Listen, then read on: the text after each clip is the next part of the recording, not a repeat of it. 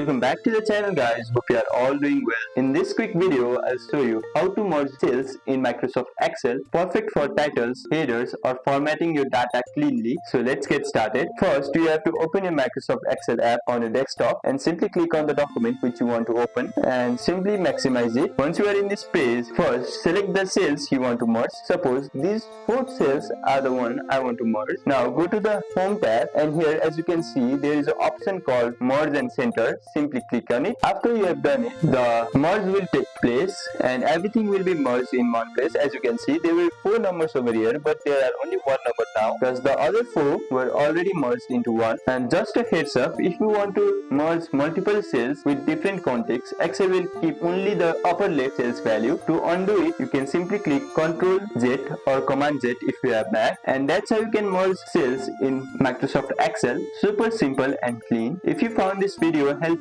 give it a thumbs up, drop a question if you have got any in the comment section below, and don't forget to subscribe for more quick Excel tips. See you in the next one.